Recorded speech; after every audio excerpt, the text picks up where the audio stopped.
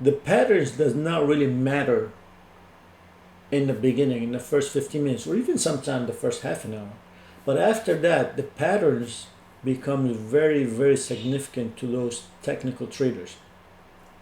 The first 15 minutes get hit with all the orders that kind of got like either stop losses or market orders or whoever else have any business in moving the market at 9:30 in the morning.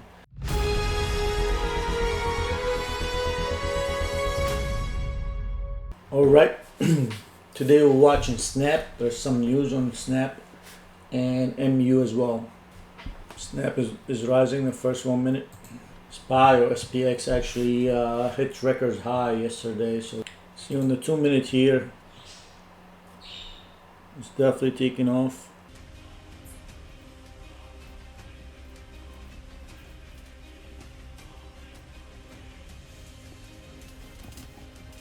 Look, if you're a new trader, use the 5 minute, not the 2 minute. 2 minute is way too fast, even for me.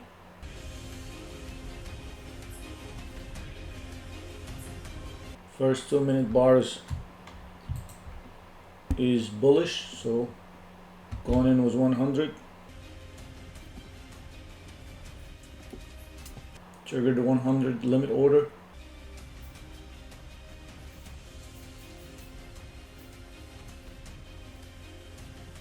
Our stop is below that first bar, so it'll be 11.19.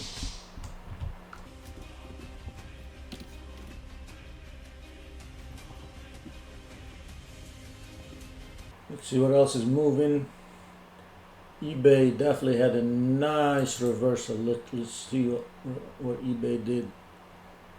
On the 5 minutes, you'll see a huge tail bar on the bottom, so that's a really good indicator. So we're going in was 100. MU as well is moving, really moving.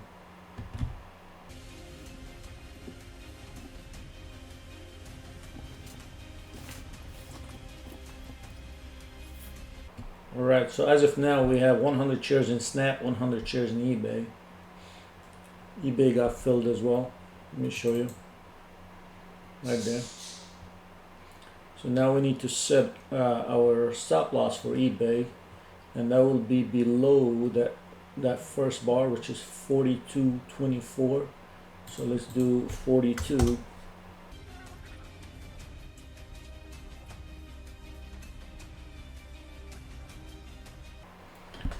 So you see, I'm not monitoring everyone. I'm setting stop losses everywhere and let the trade work itself out.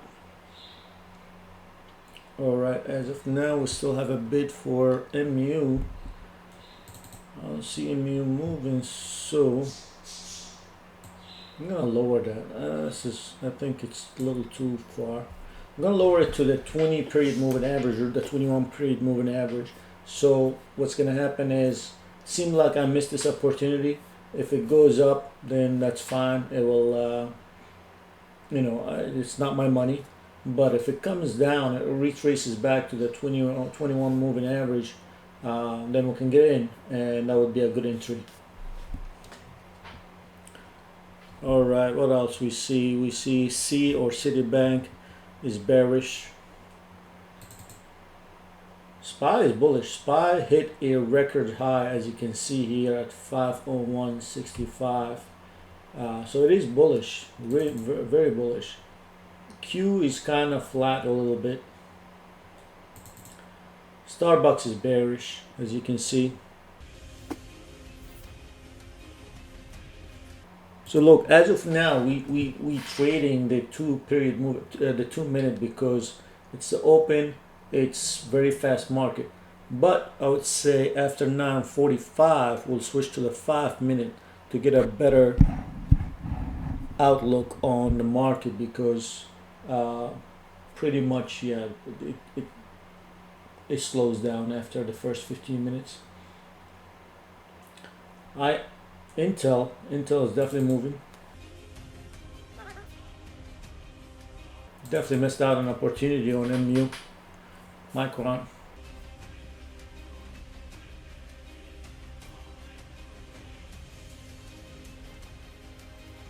Let's go follow our eBay trade.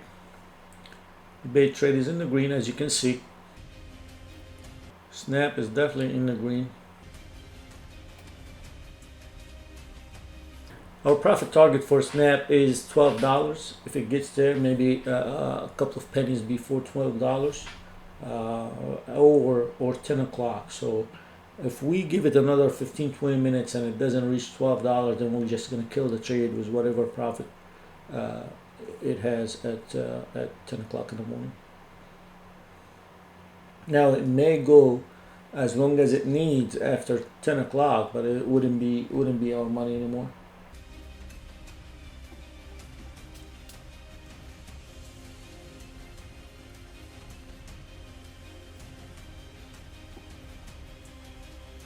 Let's take a check on SPY. S&P 500 is pretty flat but bullish. See that uptrend of the 20 period moving average? Wells Fargo is kind of sideways.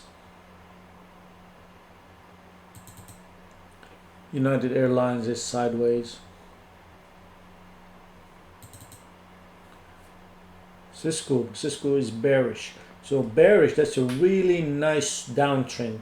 But the problem is it's going against what the SPY is doing. The SPY is in an uptrend, in a bullish run. So I wouldn't really short in an uptrending market. I want the stock and the S&P 500 to be in the same direction. That's why we took eBay, because it's in the same direction.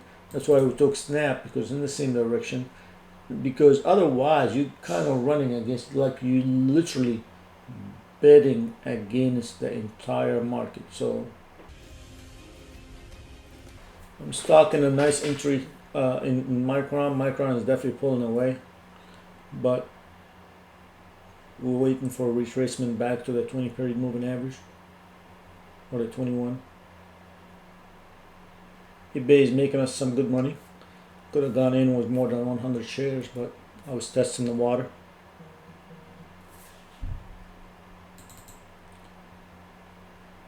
Snap is the same thing, even though it's losing momentum. Right, roughly it's about 9:42 now, so it's good time to turn into the 5 minutes instead of the 2 minute.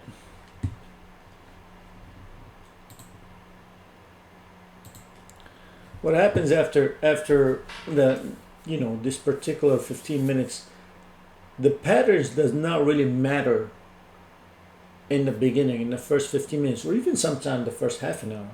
But after that, the patterns become very, very significant to those technical traders.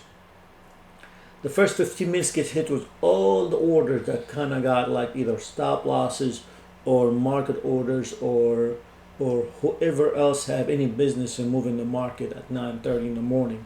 So it doesn't really follow patterns. So when you look at the prior day close and you say, oh, it started this way, I'm going this way, it really doesn't really matter at 9:30 in the morning.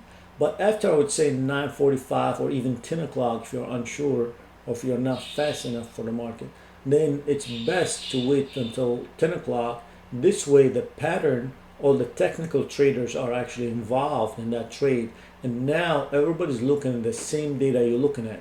So of course the most significant and the most respected time frame is the 5 minute for day traders, for screen based traders is the 5 minute, and the most respected indicator is the 21 period moving average. It doesn't matter if it's a EMA or a simple moving average, both of them are good. What you look at here is actually both of them. I have both of them. I have the blue one is a simple moving average, and I have the green one as a EMA. And the reason is because in the beginning when I started trading, I only had one. So with one, I actually look at it as a glass bottom, as a line that once it gets violated, I'm jumping in.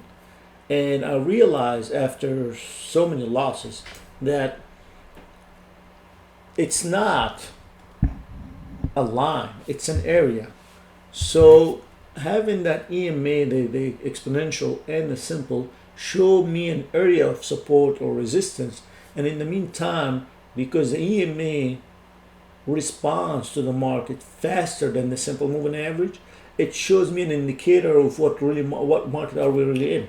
So let's say the simple moving average is uprising, and suddenly I start seeing the EMA is taking a hook and going downward. That's an indicator we might have a reversal, or we might have a slowdown, or might have a retracement. It's not, doesn't mean you can short it, but what I'm saying is maybe it will stop you from going long in a market that's kind of retracing.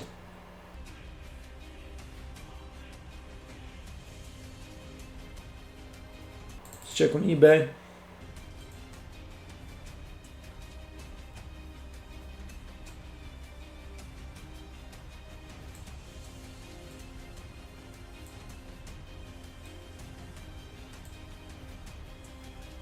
eBay is still going in the right direction.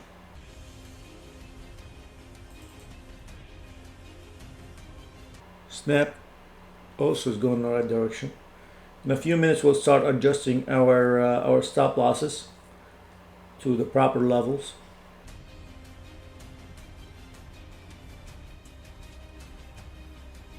We need to have another, wow, Intel moved away from us. We definitely missed that opportunity, but we're not.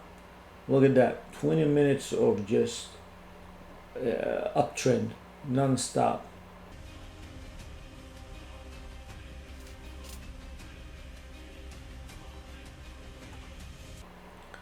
We're still stuck in Micron. We're looking for the retracement back to the 21 period moving average. This might be a perfect example for what I'm about to show you, which is, the uprising simple moving average and the slowing down EMA.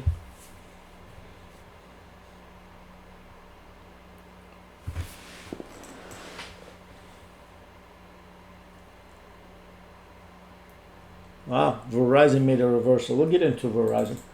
Verizon made a huge reversal. You can see the green is taking over the red. So we're gonna we're gonna submit an order at 39.65, which is where the moving average is. Yep, let's buy. Let's test the water with only 100 shares. Submit the order.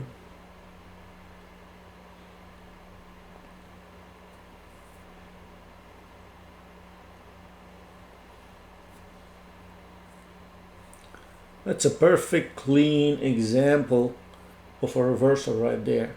It is started the day with an uptrend, then it took a huge 5-minute bar downward, and then the green is taking over the red. So it has a nice